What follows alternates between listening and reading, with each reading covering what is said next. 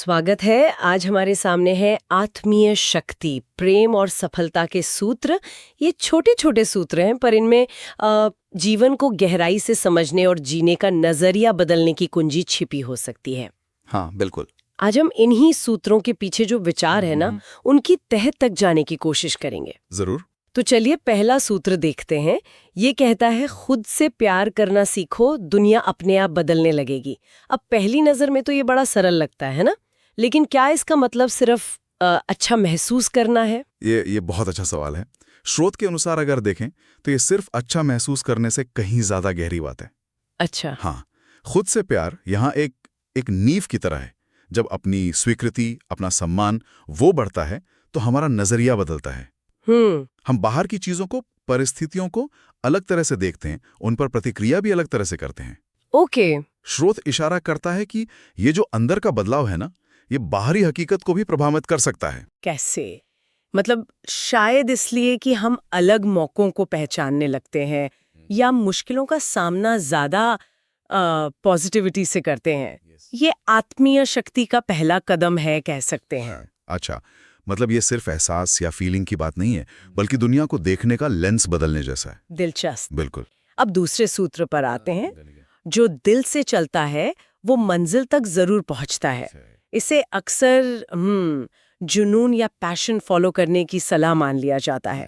पर क्या स्रोत इसे सिर्फ एक इमोशनल चीज की तरह देखता है? नहीं, स्रोत इसे सिर्फ एक भावनात्मक चीज या आवेग से आगे ले जाता है। अच्छा। दिल से चलना का मतलब यहाँ शायद अपने गहरे मूल्यों से, अपनी अंदर की आवाज से, या जो सच्चा मकसद है उससे जुड़कर काम करना है।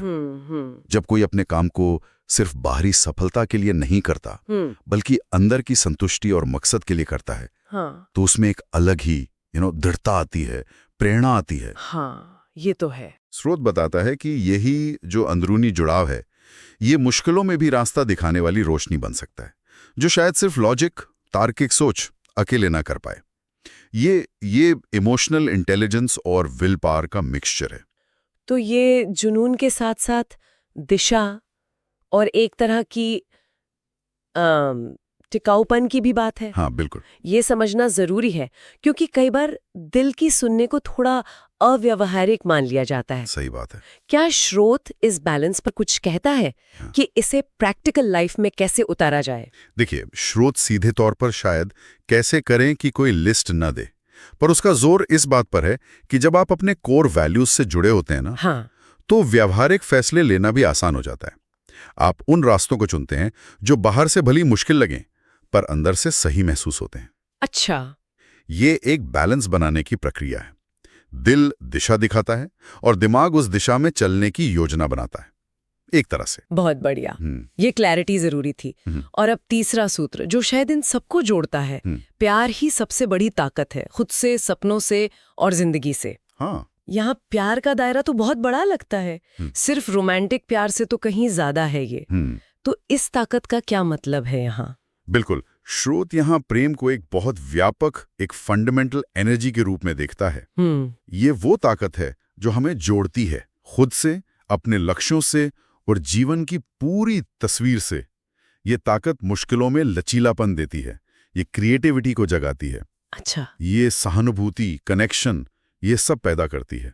तो जब हम खुद से प्यार करते हैं, जो पहला सूत्र था, अपने सपनों का पीछा जुनून से करते हैं, जो दूसरा सूत्र था, और जीवन के प्रति एक प्रेम भरा नजरिया रखते हैं, तो हम इस आत्मीय शक्ति को पूरी तरह से एक्टिवेट कर लेते हैं। ये सफलता और संतुष्टि की सिर्फ नींव नहीं, बल्कि उसका इंजन है। कि मूल में प्रेम की ये बड़ी शक्ति। अगर हम इन सब सूत्रों से मिली सीख को समेटें, तो मुख्य संदेश क्या निकलता है जो हम लेकर जा सकते हैं? मुख्य संदेश मेरे ख्याल से ये है कि सच्ची सफलता और संतुष्टि का रास्ता बाहर नहीं, वो अंदर से शुरू होता है। आत्म प्रेम हमारे दुनिया को देखने और अनुभव करने का तरीका बदल देता है। अपने अंदर के मूल्यों के मुताबिक जीना, वो हमें मंजिल तक ले जाने वाली प्रेरणा और ताकत देता है। सही। और प्रेम, हर रूप में प्रेम, वो मौलिक शक्ति है जो हमें जोड़ती है, हमें ताकत देती है और जीवन को अर्थ देती है। ये सब मिलकर ही आत्मीय शक्ति बनाते हैं। ये वाकई सोचने लायक बातें हैं। इन सूत्रों को सिर्फ पढ़ना ही काफी नहीं है, इन्हें जीवन में उतारने की जरूरत महसूस होती है। सही कहा, और यहीं से एक विचार उठता है जिस पर शायद श्रोता आगे सोच सकते हैं। हाँ, बताइए। अगर प्रेम वाकई में इतनी बड़ी ताकत है जैसा कि ये सूत्र बताते हैं, तो रोजमर्रा की जिंदगी में छोटी छोटी बातों में, चुनौतियों में, रिश्तों में इस ताकत को जानबूझकर कैसे जगाया जा सकता है, कैसे इस्तेमाल किया जा सकता है?